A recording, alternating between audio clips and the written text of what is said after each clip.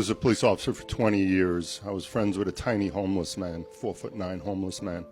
After 15 years, one day he just said, "Dave, it's time I tell you my life story." He told me the craziest story I could ever have heard as a police officer.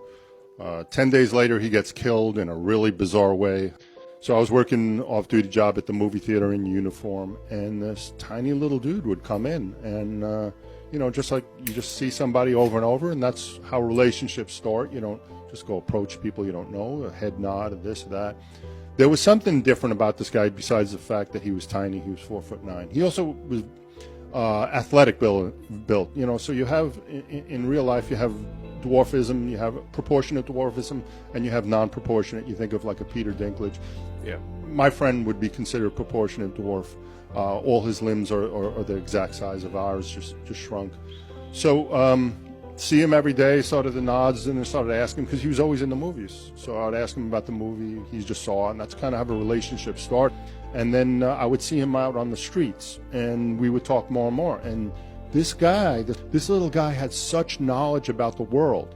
Now, the other thing I want to stop and say is, I try getting him off the streets. I try to say, hey, we have shelters. Hey, I have these programs. I have this. What can I do to help you get off the streets? But as you mentioned, you said the word Baker, and cops know what that means in Florida. For the rest of us, it's a mental illness where a Baker Act means that the person is a danger to themselves or to others, and if we left them alone, untreated, it would cause harm to themselves. My little guy never met that criteria that, I could force him into a hospital or into some type of doctor's care.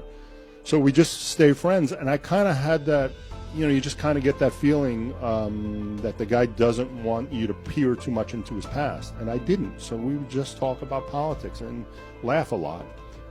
So fast forward 15 years of this friendship, of just meeting for coffee, having a sandwich, and he looks me in the eye one day, and he says, "Dave, I got to tell you who I really am." So as cops, yeah. We're a skeptical bunch, so I'm like, all right, here he is. He's going to tell me he's wanted here. I killed these people, and I'm about to turn myself in.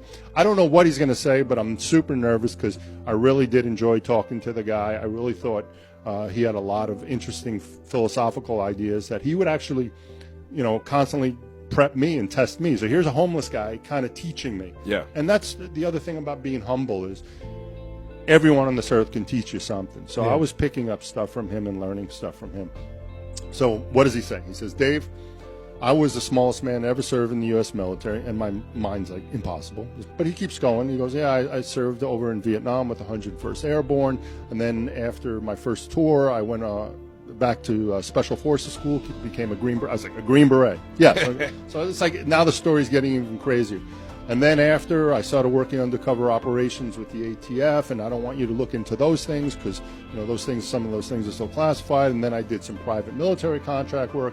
I did some private military contract for the CIA, and I'm like, he's got his story down, and I love my friend, but man, he's obviously much more delusional than I can possibly believe. He starts telling me this information. I'm getting nervous that maybe he wasn't really, as mentally stable as I thought. Okay.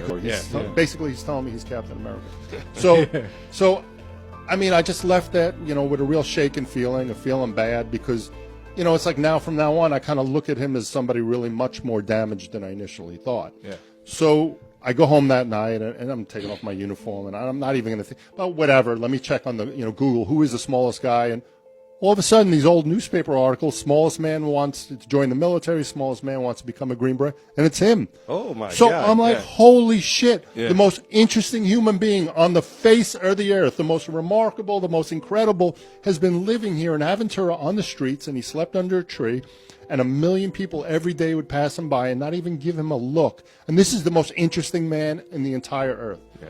So I ran back to him the next day, and he looked at my face. He goes, "Hey, you didn't believe me. I knew it when I was telling you the story. Now you believe me." So I was like, "Yeah." And he goes, "Look." I said, "Rich, why'd you tell me?" He goes, "Look, I feel like my life is a cautionary tale of what went wrong when I got out of the military in Vietnam and how I eventually became homeless. And somehow," he goes, "Dave, somehow I want you to tell my story." And I'm thinking to myself, well, I mean, eventually I'll just collect his information and I'll just, try to find a real filmmaker, a real writer to take over this thing. And, for the next 2 years, I'll interview Richard. That's the mistake we all make, that we think we have time with people and you just never know. So 10 days after he made this incredible revelation, he gets killed in a really bizarre hit and run. And we could jump into the hit and run, you know, a little bit later, and I have no problem talking about it. I usually don't promote it because it's just such an ugly, negative thing, but we can certainly talk about it as cops, especially since the suspect worked for Miami-Dade Homicide Unit. Yeah.